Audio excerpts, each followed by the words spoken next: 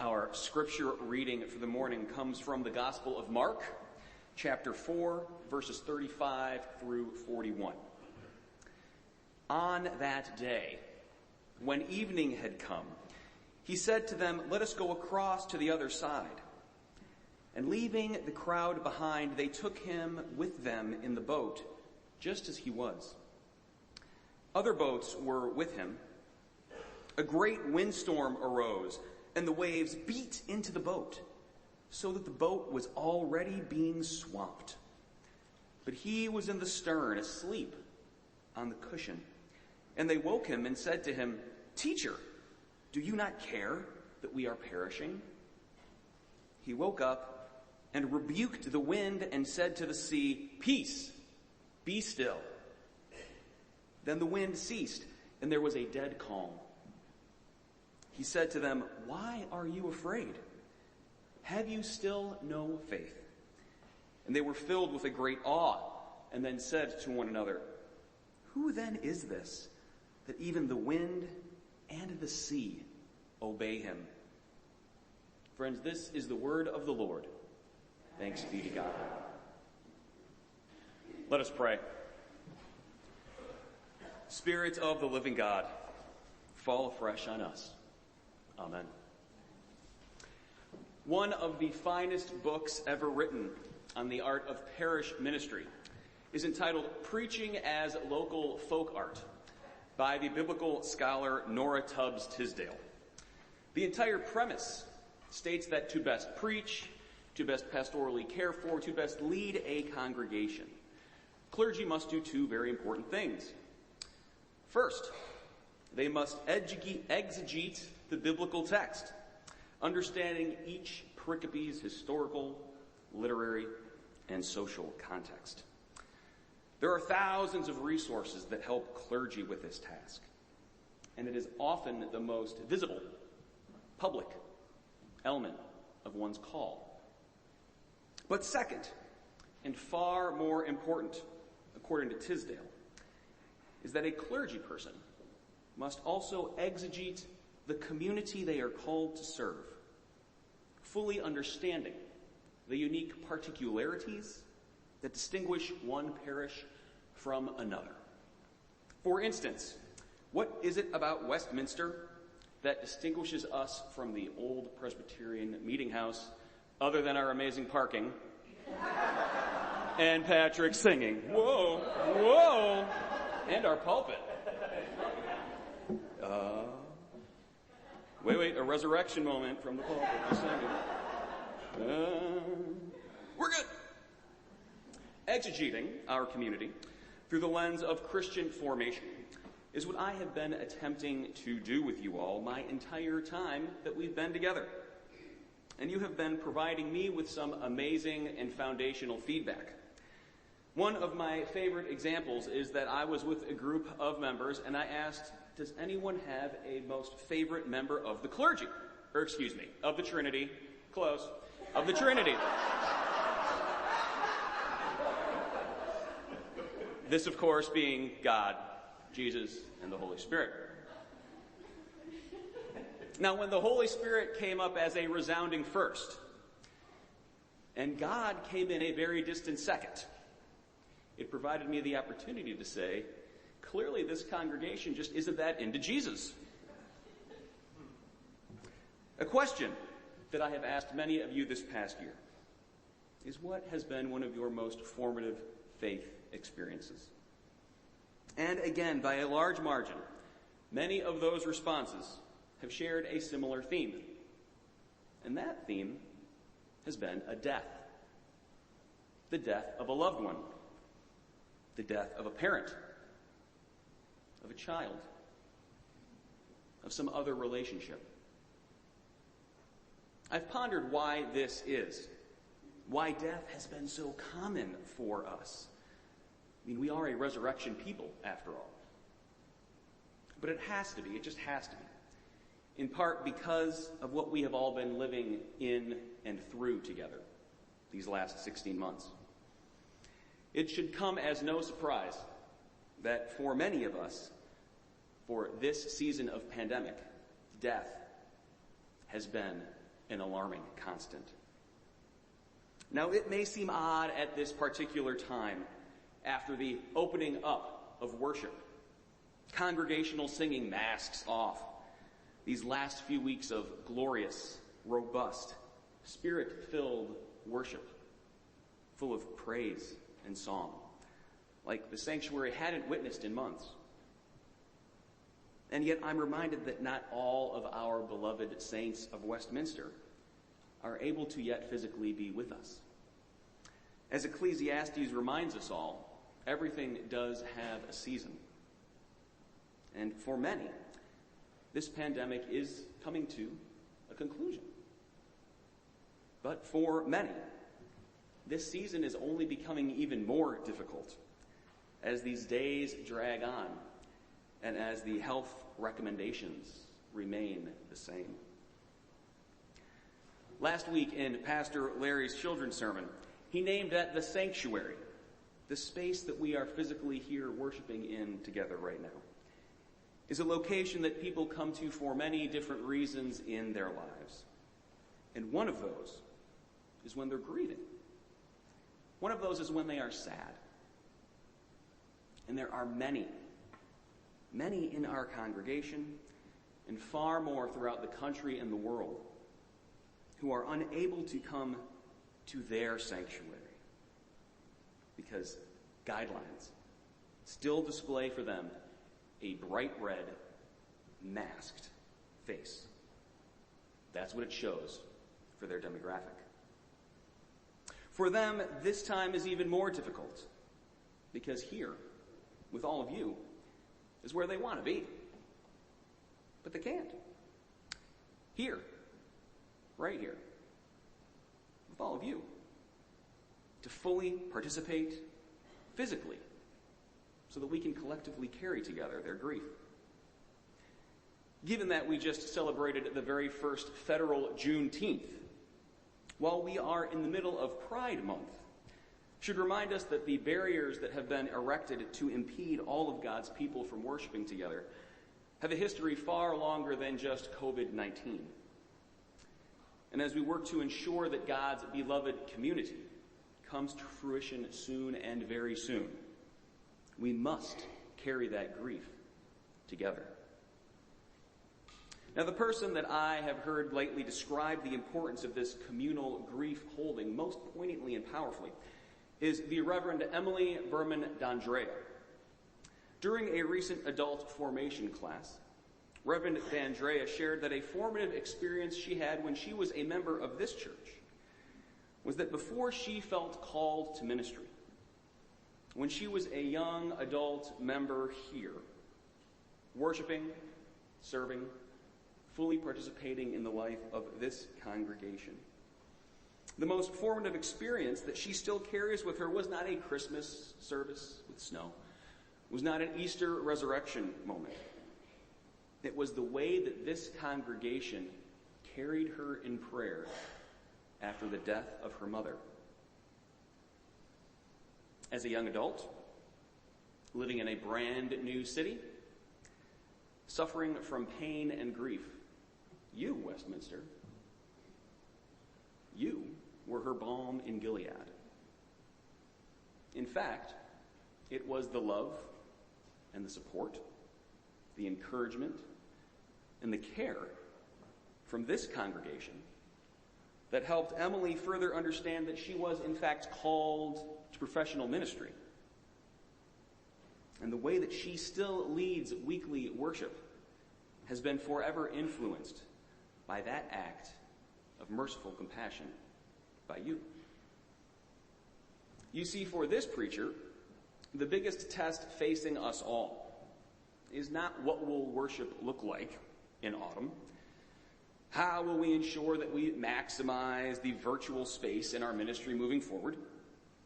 It isn't our stewardship campaign amidst the second year of pandemic, or even the numerous staffing vacancies that we're prayerfully striving to fill. For us, the big test is how we are able to hold that relief and that joy that so many of us rightfully are experiencing right now as well as that elongated sense of continued grief and sorrow that so many of us are rightfully experiencing right now, at the same time, together. Our lectionary passage for today does speak directly to this spiritual conundrum in a handful of ways. The classic Jesus controlling the weather demonstrates not just a physical power, a healing, but the ability to control creation itself. Creation, again, that arena that John Calvin refers to as the theater of God's glory. Knowing that this is Mark's account, it should come as no surprise that the entire pericope, this entire section that we just read from, is very active. We can actually see this section as a movement itself in the Markan Jesus account from one period to another. Before Jesus says, "Let us go across now to the other side," he had been teaching, using the gift of parables, providing some of the most famous ones from the Bible. The parable about the sower and the parable of the mustard seed. Immediately following this story, once they reach the other side, Jesus puts on a different messianic hat and starts his work as a healer, first exorcising the Gerasene demoniac, and then restoring to life Jairus' daughter and unintentionally healing the hemorrhaging woman. There is a clear ministry shift. We too find ourselves amidst transition, crossing over to another side of life in whatever we end up calling this season of the pandemic. That water imagery in this story is fitting for us too, is it not? For how often in our sacred texts does a water crossing mark change? The end of something, the start of something new. Noah, the ark, the great flood. The Hebrew people entering the Red Sea, an enslaved people, and exiting as enlightened, emboldened, and empowered. Paul's life certainly had a few startling water crossings. There's baptismal imagery here as well. For just as one dies and rises in Christ, something new awaits Jesus and the disciples on the other side. And let us never forget that if we truly believe that Jesus is both fully human and fully God, then it is in fact that same voice in today's passage that proclaims, "Peace, be still," that originally spoke the good news of creation over the swirling waters in Genesis. It is that same power, that same dominion, that same merciful voice that in the same breath asks the disciples, and therefore asks us today, the question, why are we afraid? It's actually a very pertinent question. Peter, Andrew, James, and John, fishermen recruited into Jesus' unique way of uninhabited life, would have been particularly conversant with the Sea of Galilee and its storms. This was their surf. There may have been no one on earth more prepared to handle the surge, more aware of the deadly potential for no return. Families and friends across Galilee no doubt harbored horror stories of the life-silencing drama, the chaos of these swirling waters. And yet Christ with them, and Christ is with us, and asks, why are we afraid? Now, if there has ever been a congregation that finds a truly bizarre comfort in chaos, it is you, my dear friends. Your lives are constant chaos. Every 2 years, every 4 years, every 6 years, every special election cycle, every liturgical cycle, every news cycle. It is a proverbial spin cycle. And somehow you all enjoy it and one another, which is why you're here worshiping today. In the ancient Near Eastern imagination, water and wind symbolized chaos and disorder. Chaos shakes the disciples' ship, fills it with water, remember?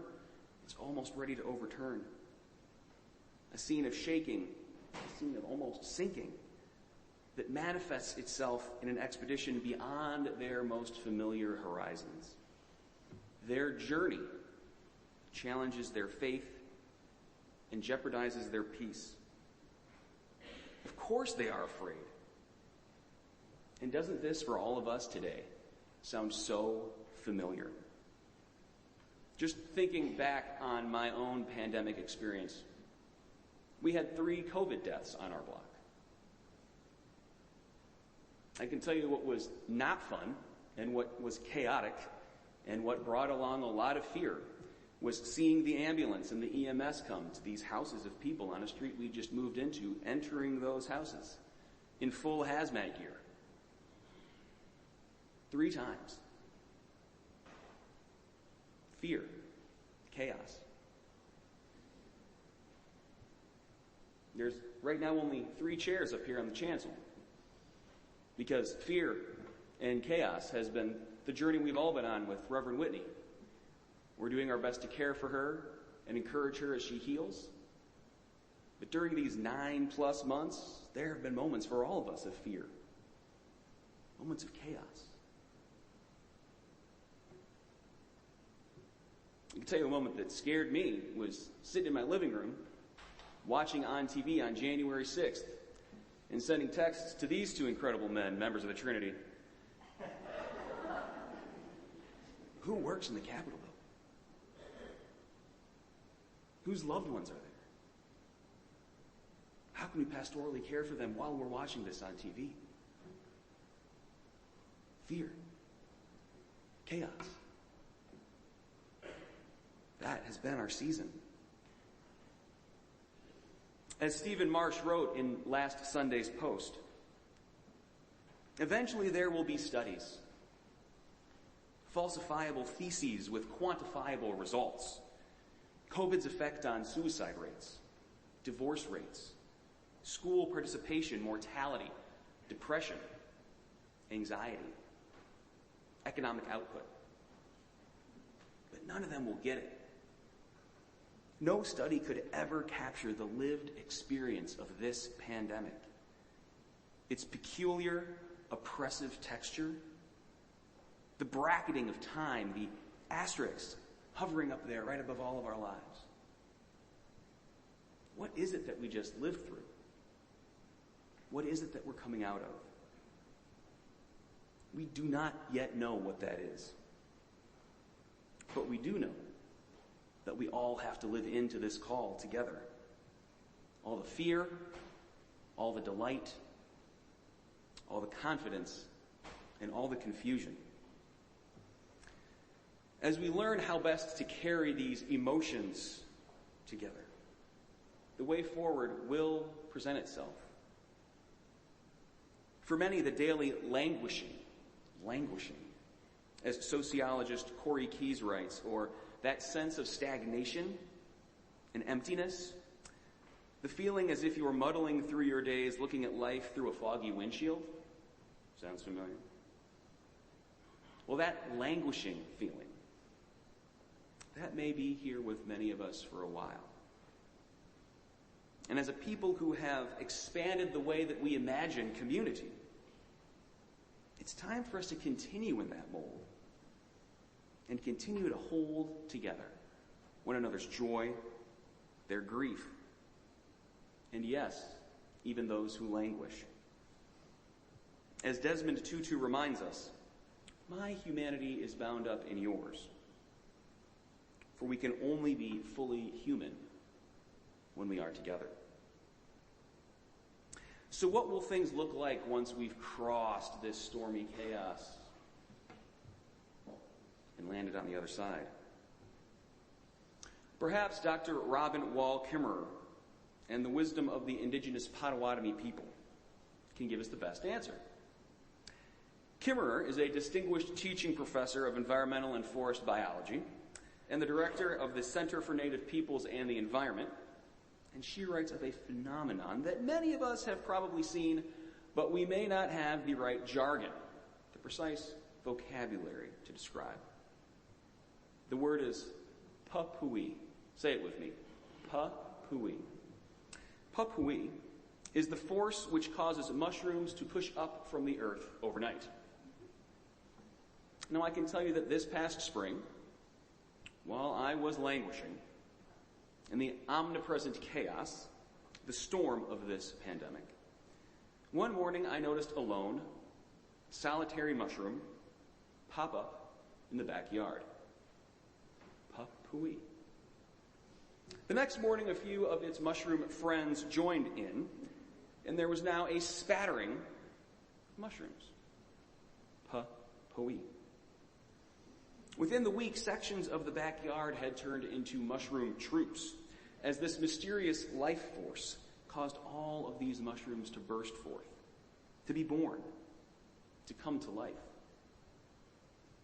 Papui, this indigenous term for life, was created by a people who lived close to and relationally alongside the earth and understood a world of being full of unseen energies. Papui is the word for communal life emergence, best experienced, best observed, and most properly used, not when that first mushroom emerges, but when the entire yard is awash in fungi. You see, Papui is not about resurrection or return or re-emergence. It is in fact about birth. It is about creation. It is about something brand new. We have not yet reached that Papui fullness yet. We aren't medically or scientifically or socially there just yet. But we are clearly transitioning, crossing over to the other side. We are well on our way to Papui. And that is where Christ brings us today. Bringing us there to another shore, to another reality, after that storm has calmed and our passage is safely completed, to something communally new and to something that's not yet known. But we do not reach it by ourselves. We only arrive there once we are all present on shore. None of us face this alone. So why are we afraid? We only experience that sacred joy, that festive energy, that terra firma birth, when we carry these things and when we carry one another together. Amen.